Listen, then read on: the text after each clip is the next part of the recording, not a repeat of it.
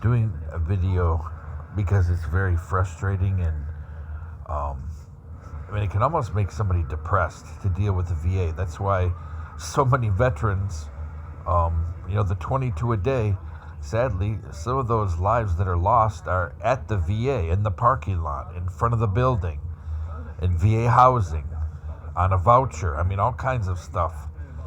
In VA veterans' homes, as in like a group home kind of thing. Um, but the saddest ones are when we lose lives at the veterans' own hands. And again, many of those happen in, VA facilities, parking lots, different engagements with VA police or with hospital or VA clinic staff. Or again, in parking lots. That's the saddest. Just dealing with the VA.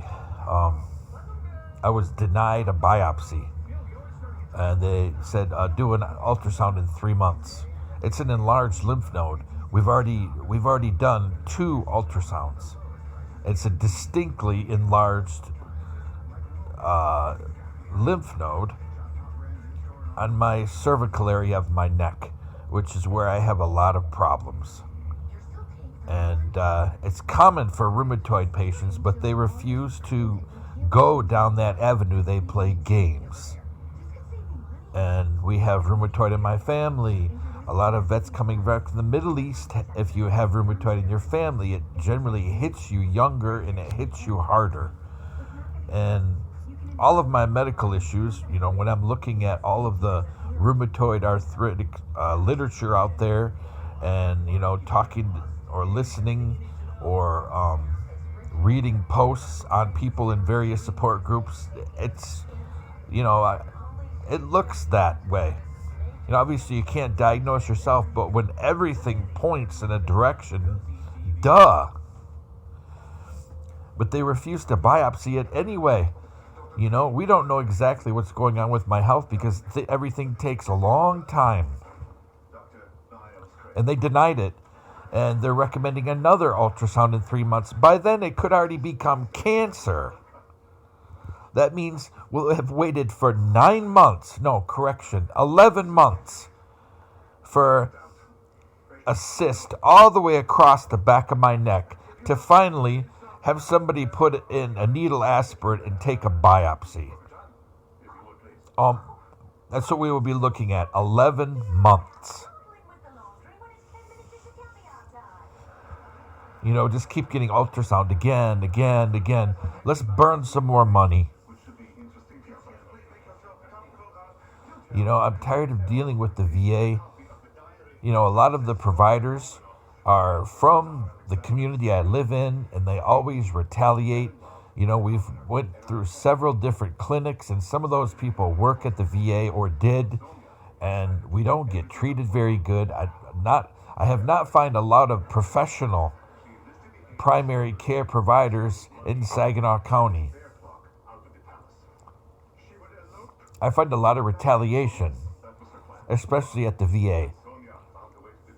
If I complain or I put a study in an email or, challenge somebody saying, well, what's the reasoning for this? I get retaliated against. And they'll flag me again and again and again. And it's always these MSAs. Most of the damage to my medical file to make me look like I'm unhinged or I'm argumentative is MSAs and AMSAs through VetConnect. These are not professionals. These are people who work at a call center.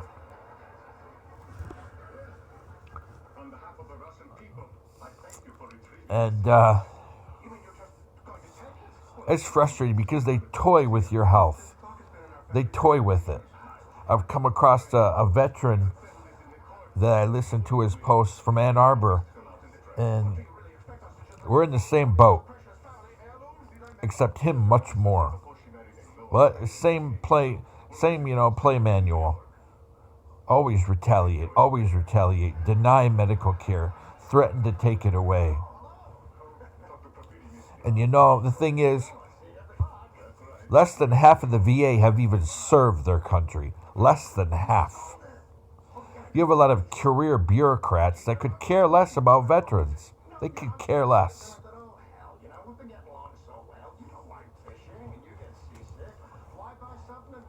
And, you know,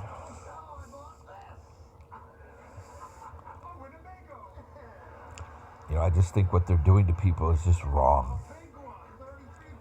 You know, and people say, oh, well, go out and get, you know, civilian provider. The problem is that the VA doctors can blackball you because the vast majority of them, of the VA staff physicians, I would at least 60 to 80% are contracted, which means they work in the community still. The only ones that generally don't work in the community are the direct appointees, and those are much less prevalent in any one VA clinic.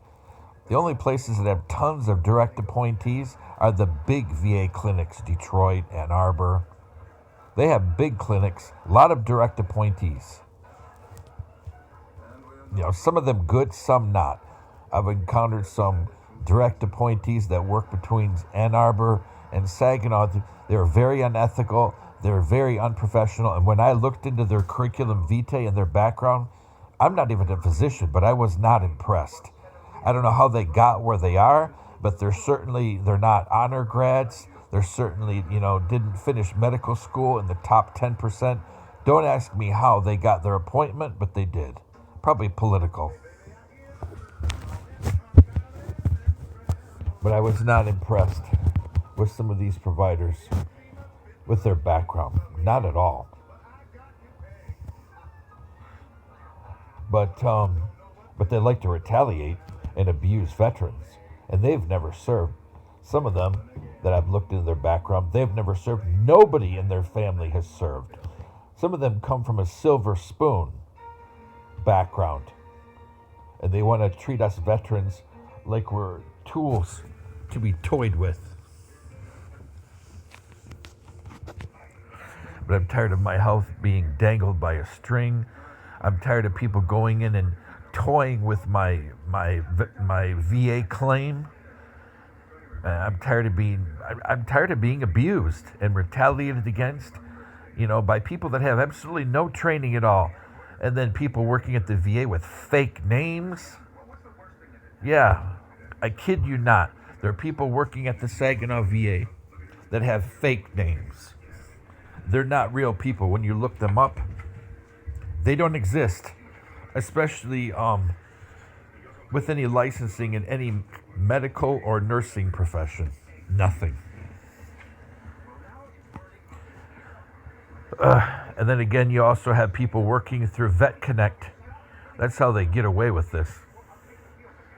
Vet Connect subcontractors. They could be a subcontractor of a subcontractor, meaning that everything is in somebody not connected to the VA's hands for a background check, to check ID, anything. You don't even know if these people are citizens.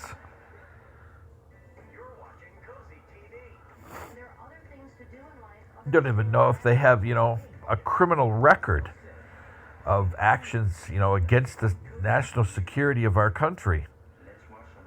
Maybe political activities targeting people who've served their country in the military and they work at the VA. Nobody knows because they're a subcontractor of a subcontractor.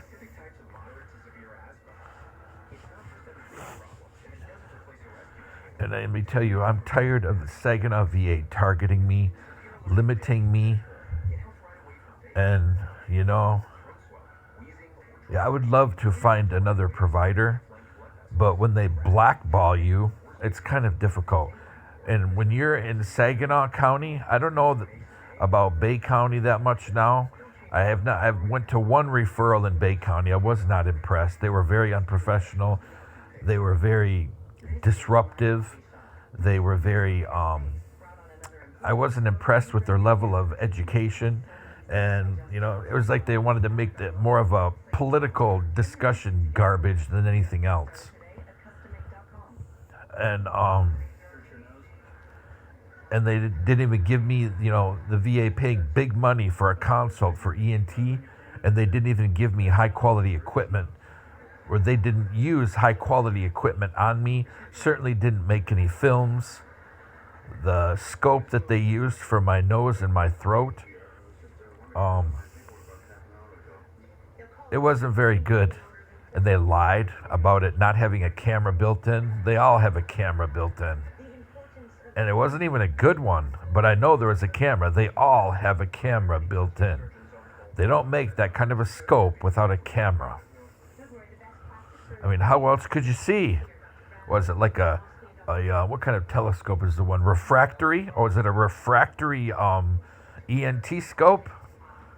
You gotta be out of your mind to think that such a thing as it exists. But they all have cameras. They're all electronic. But otherwise, I don't know about the quality of doctors in Bay City. But I know in Saginaw, I'm tired of being targeted. I've served my country more than once. And I served honorably. I didn't need some special paperwork to come back or special permission. Whatever trouble was there when I was in the military, I avoided it. And I'm tired of them having sympathy for people. First of all, I treat people as they are. But you know what? I never made trouble in the military. I'm not a high-cost veteran needing lots of, once my medical care is stabilized, I'm not going to need long-term care for tons of different hormones and all of this, reconstructive surgeries because of transition. I'm not saying I have a problem with LGBTQ+. What I'm saying is I'm a low-cost veteran, but I'm denied. And I'm toyed with. While other people go in for surgery that's not needed, it's not related to the military, and they spend hundreds of thousands of dollars and get hormones the rest of their life. But I get denied for a biopsy? No, I'm not saying that somebody doesn't deserve to transition. What I am saying is this related to your service? I didn't go in and ask to get a new pair of glasses because it's not related to my service and I'm not rated. Even if I was rated, is a new pair of glasses really related to my service? Should I expect that from the VA? No. What about my dental care if I'm fully rated? Is it related to my military service? No. No, these are things that are offered if you are rated, but I'm just saying, if I get a pulled muscle from working out at the gym, should I go to the VA to get it looked at? No, it's not related to my service. Now, if I have a problem with my spine or with a joint, could that be related to my service? It's possible, yeah. So it should be looked at, or at least the information shared with the VA. What I'm saying is, people, we are entitled to a certain degree, but I'm tired of people wanting entitlement for things that have nothing related to military service. And another thing, I'm tired of people, pushing people to the mental health side. Oh, those are the fastest ratings there. If somebody has to rush to a rating and use mental health as a weapon to get their rating, I don't think that's right.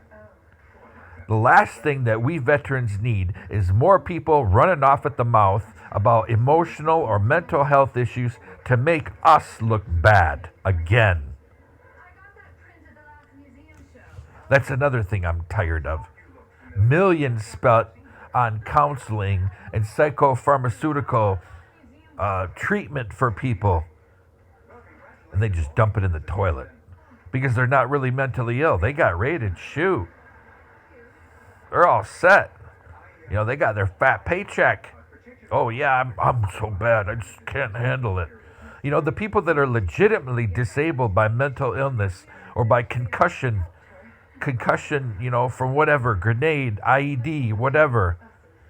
The people who take advantage of the system, it's wrong because they're people with legitimate issues. They legitimately suffer headaches, speech problems, confusion. reliving it. And then the fakers go in and want to whine and complain and take time and take money from the VA just because they want a fat paycheck. It's wrong. When a veteran accepts benefits, it's a kind of welfare, but it means that the line for their abilities has been pulled back closer to them. I don't think it's right when people manipulate the system because of those veterans that the line was pulled closer to them. It's not right, it's not fair, and it takes away from the respect for those warriors that had the line pulled closer to them. It's not right. And it's not right that people go into the VA for nonsense. When somebody like me, we don't know what's wrong with me, we just know it's a whole bunch of stuff, and everybody's taking their time. Sometimes things are taking so long that we have to redo them. And I'm denied a biopsy over a cyst across my whole neck. When somebody else wants to go and get pain medication because they're an addict, or somebody wants to go and get hormones because they've transitioned, or somebody wants to go and get Botox so it can be injected by their VA consult dermatologist so they look younger. That kind of stuff ticks me off. Veterans deserve to be treated better. I deserve to be treated better at the Saginaw VA. I'm tired of being targeted, threatened, disenfranchised, derailed, and made sick. And I'm tired of having my benefits dangled over my head like a carrot over a horse. Or even worse, somebody dangled them over my head like a rattlesnake on a pole.